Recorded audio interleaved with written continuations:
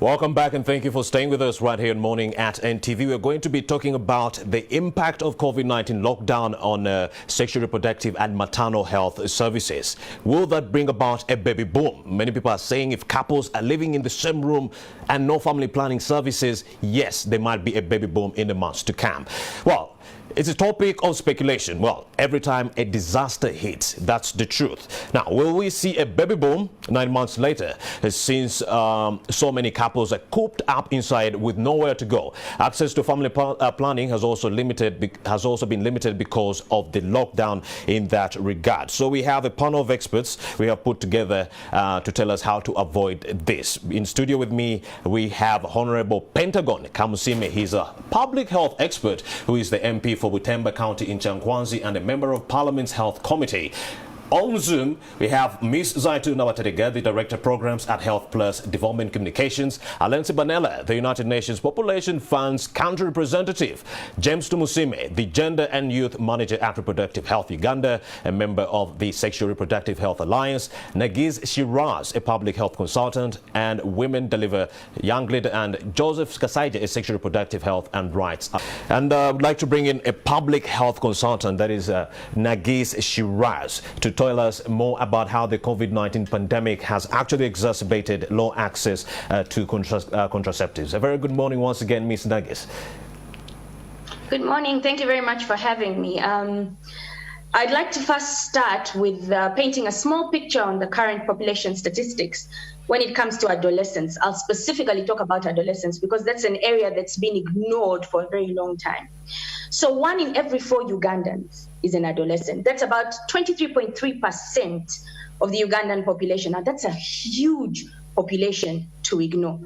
These are between the ages of 10 to 19. So I think you can go backwards and think about what you are like between the ages of 10 to 19. Remember, this is a process when you're discovering yourself, right? The breasts have started growing for the girls. The boys, the voice is deepening, and you're starting to have these strange feelings. The hips are out for the girls. The boys are finding the hips very nice to look at.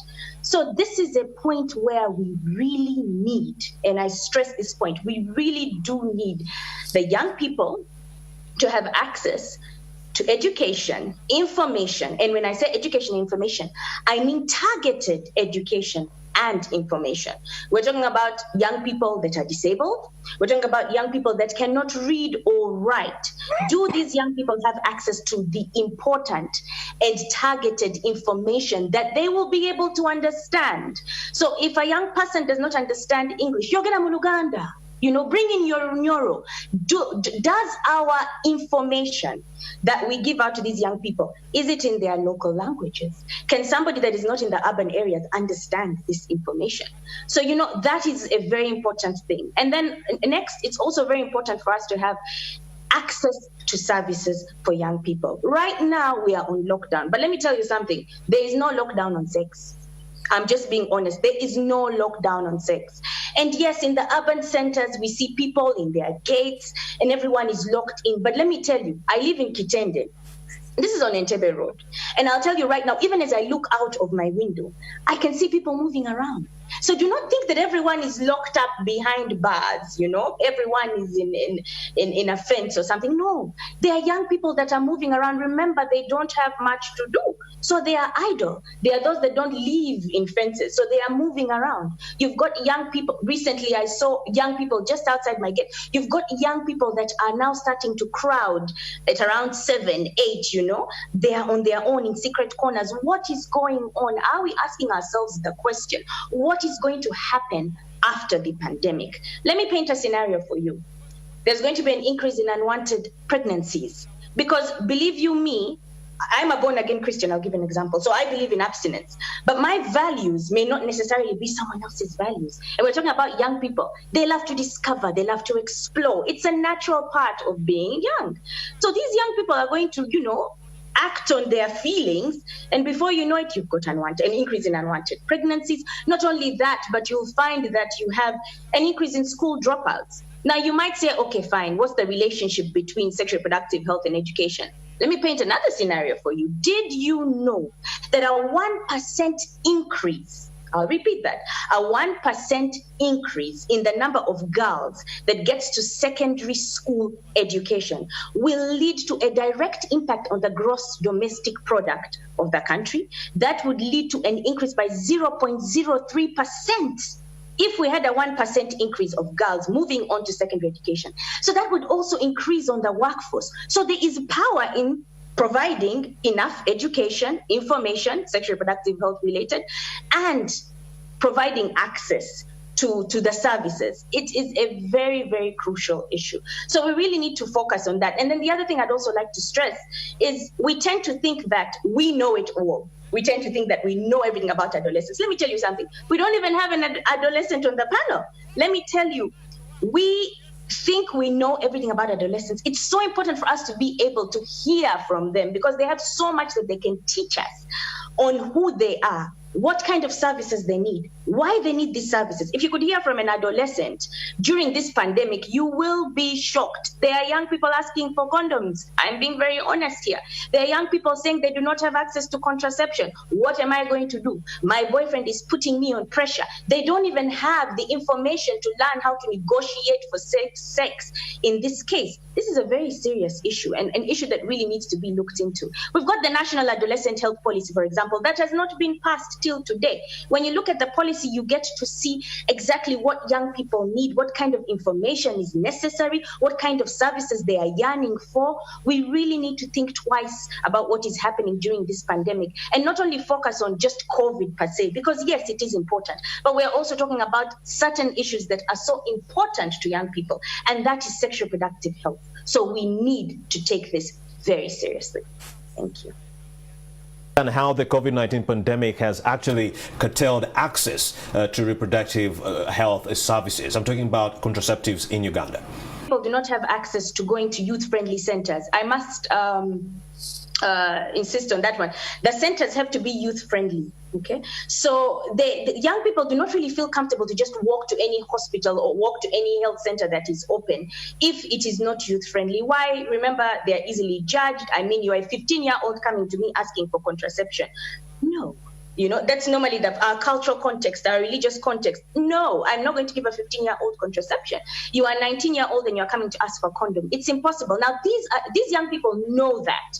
So they are naturally going to not seek, you know, some of these services. Even if there's a health center next door and you know that you can walk there, it's very difficult for a young person to actually walk there and ask because they might walk and then they'll be reprimanded. They might go there for services and be reprimanded at the end of the day. So COVID has really crippled that access in the sense that young people feel stigmatized to reach out and get some of these, for example, now you talked about contraception, because the youth-friendly centers are not really open per se, and then also the youth-friendly centers are not within reach. Some of them are not nearby. And remember, now we've got COVID. You have to probably walk a long distance because you can't take a border.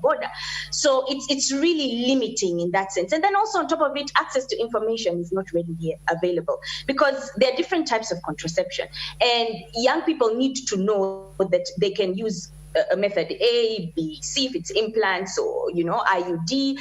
They need to be able to have access to that information to know that they can make a choice. But then that information is not there anymore. Not all young people have access to smartphones, for example. And most of the apps that are bearing information about contraception are limited to smartphones. So where are these young people getting information from? They don't have access to that information. So because they don't know, then at the end of the day, they will not reach out to receive, you know, help in terms of getting maybe contraception. So they'll end up having live sex. And also because the health centers might be a bit far from their homes, or the youth-friendly centers may not be available within their area. So that has definitely crippled access to some of these, to contraception. Let me also bring in Mr. Joseph Kasaija. He's a sexual reproductive health expert and from the Rights Alliance. He's going to be telling us more about the rights of women during this lockdown. For many women and girls, being in the lockdown doesn't mean being safe. So what are the rights of women and what measures can we employ in the interim to ensure that women's rights are actually, you know, safeguarded? Mr. James Joseph Kasaija, thank you for joining us right here in Morning at NTV. Good morning once again. Thank you very much for hosting us. Good morning, everyone. We all understand that the rapid growth of the COVID-19 pandemic has raised global awareness of inadequacies in our public health system across, of course, the high, middle, and low-income nations. And of course, as healthcare systems are stretched to the capacity dealing with this pandemic, many of us should be worried that the delivery of essential health services, which include family planning, they're being severely compromised everywhere, both in urban and rural. And we all understand that we project over 9.5 million girls and women who may not be able to get the vital family planning services this year because of the COVID. Due to both in supply and demand, will result into a lot of maternal deaths, as well as people who are going to get pregnant. What we would call the post-pandemic pregnancy rates will be high. So we have to be prepared that our health system should be able to accommodate, if at all we cannot do the prevention. But however, we still have a chance that we can do something about the prevention right now. It's why we're advocating that let there be interventions to support and facilitate access to contraceptives, access to information. We all hear people saying, our Honorable Mr. was saying about abstinence. Yes, we are preaching abstinence, but even when you talk to religious leaders, they say they have tried their level best in church to preach abstinence, and we have come out to say, if it is failing, what is the way forward? Can we find a way of integrating health messages, abstinence, or using the safe contraceptives in the preaching? As you're preaching, we're not telling you to go against the domain of your faith, but we'll find a way of talking to them, because things are failing. Young people are getting pregnant, people are dying. There are a lot of unsafe abortions out there taking place, all because they would have been avoided if at all people got the right information and they got the right services. So we encourage at least government and all other people working in society that we find a way of working hand in hand, and we see how best we can work on the supply and also on the demand side.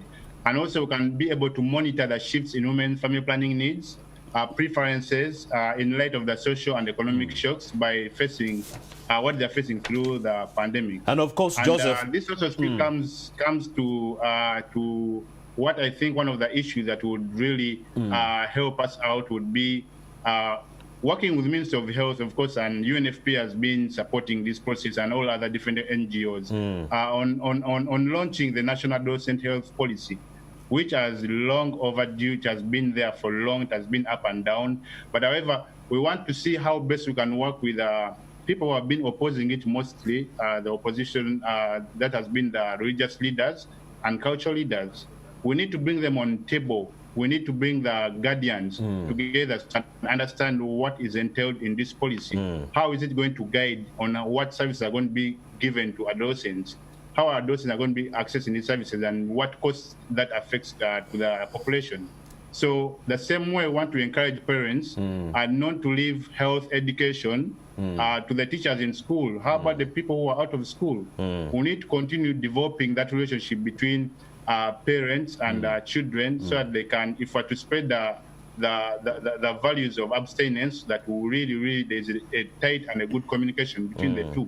With that, at least we shall have a harmonious way of addressing these challenges. But the fact is, after COVID-19, there's going to be a lot of pressure on the health system, especially in the maternal wing. So we have to be well prepared. We have to find a way of government and all the actors on how we're going to address this challenge together. Thank you very much, Joseph. Let me also bring in Mr. Joseph. Mr. Joseph, do you think it's because of poor sexuality education that we are seeing a surge in domestic violence cases in Uganda? And what lessons can be drawn from this COVID-19 pandemic to avoid future disruptions? I do believe there is a lot of increased domestic violence happening right now, and it's very evident in our communities because, you know, people are not used to staying together, and the longer people stay together, the more they clash, the more people are getting fatigued because they're not getting money. And so there's a lot of stress at home, also children at home, so there's still a burden on the family. So you find couples having a lot of challenges and arguments and a lot of gender-based violence taking place. And most times it's happening inside doors, and people don't get to know how to save them. But also, we have to not forget about the people with disabilities. The people with disabilities are being affected mostly in this COVID. They have not so much been reached out and been supported so much, especially in our health education. And I believe if at all we have we address these issues, the issue of gender-based violence can be worked on. And also we continue supporting, whenever we give out messages on COVID-19, let's find a way of integrating SRHR information or health information on how people can stay, can abstain, can use the right contraceptives. Well, thank you very much. Thank you very much, Mr. Joseph Kasaija, for that input. Also, thank you all, Elaine, Zaitun, Mr. James right there. We also had Nargis Shirazi. Thank you very much for having made the time to speak to NTV.